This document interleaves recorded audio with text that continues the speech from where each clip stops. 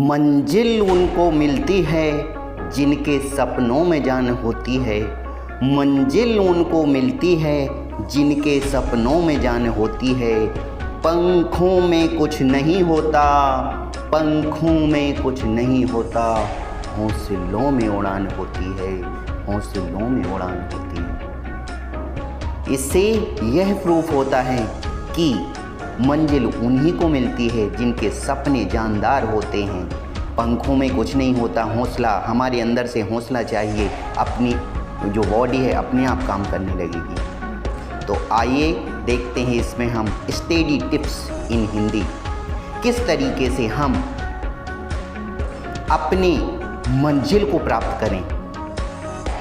कहते हैं सफलता एक दिन में नहीं मिलती, सफलता एक दिन में नहीं मिलती, लेकिन एक एक दिन मेहनत और प्रयास करने से ज़रूर मिलती है। इसलिए बोर्ड एग्ज़ाम की तैयारी करने से पहले या फिर किसी प्रतियोगी परीक्षा कॉम्पिटिटिव एग्ज़ाम की तैयारी करते वक्त इन स्टडी टिप्स को ध्यान में रखकर ही तैयारी करेंगे तो आपको कामयाबी ज़रूर मिलेगी, ज़रूर मिलेगी। तो आप इस वीडियो को अंत तक ज़रूर देखें, क्योंकि इसमें हम वो स्टडी टिप्स बताने वाले हैं जो आपकी लाइफ बदल देंगे, आपको टारगेट प्राप्त करने के लिए हेल्प करेंगे। तो इसमें फर्स्ट आता है नियमित कक्षा लें, टेक क्लास रेगुलरली। जिस भी टारगेट की आप तैयारी कर रहे हैं उसकी क्लास नियमित रूप से लें, बंक ना मारें। सेकंड, पर्याप्त स्टडी मटेरियल रखें, कीप इनफ स्टडी मटेरियल। जब आपके पास पर्याप्त स्टडी मटेरियल रहेगा तो आप उसको ज़्यादा अच्छे से कर सकते हैं। थर्ड, शांत और एकाग्र मन से पढ़ें, study with peaceful and concentrate mind. जब हम एकाग्र होकर, फोकस होकर पढ़ते हैं तो वो ज़्यादा याद रहता है।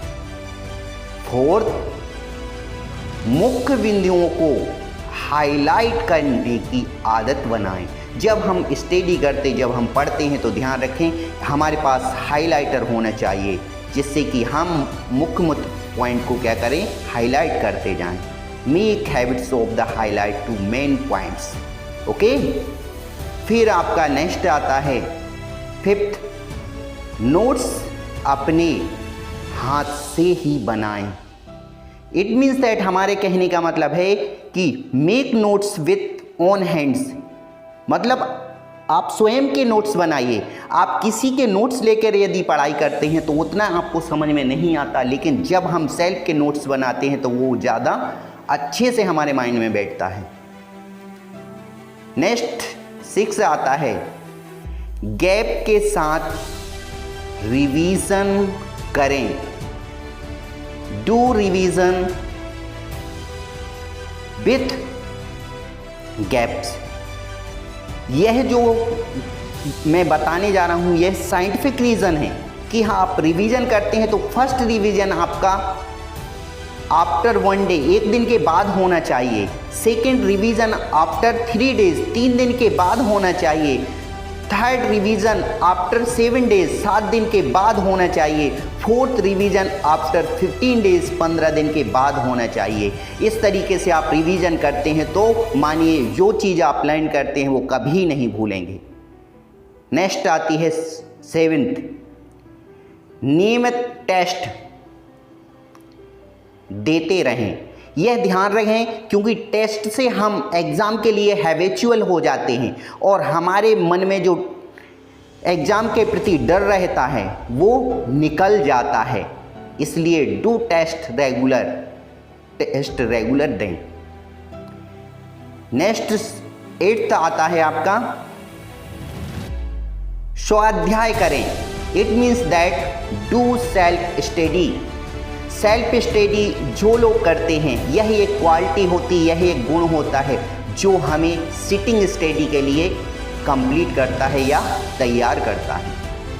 9th, keep in touch from your subject teacher, अपने विषय अध्यापक से संपर्क में रहें। 10th, do discussion with your teachers time to time, समय समय पर अध्यापक से चर्चा करते रहें। इन पॉइंटों को आपको विशेष ध्यान रखना है। यदि आप 10 ही पॉइंट को अमल में लाते हैं, प्रैक्टिस में लाते हैं, इनकी हैबिट्स करते हैं, तो एक दिन ज़रूर आप विनर बनेंगे, ज़रूर आप अपने टारगेट को प्राप्त करेंगे, ज़रूर आप पूरे वर्ल्ड में तहलका मचा देंगे और सफलता आपके हाथ में होगी। अंत में आकाश की तरफ देखिए, आकाश की तरफ देखिए, हम अकेले नहीं हैं, सारा ब्रह्मांड हमारे लिए अनुकूल है। और जो लोग सपने देखते हैं और मेहनत करते हैं, उन्हें प्रतिफल देने के लिए साजिश करता है, ये अब्दुल कलाम ने कहा है, पूरा ब्रह्मांड। अभी तक मेरे वीडियो को लाइक नहीं किया तो लाइक कीजिए, सब्सक्राइब नहीं किया तो प्लीज़ सब्सक्राइब और बेल आइकन को ज़रूर दबाइए। Thanks for watching this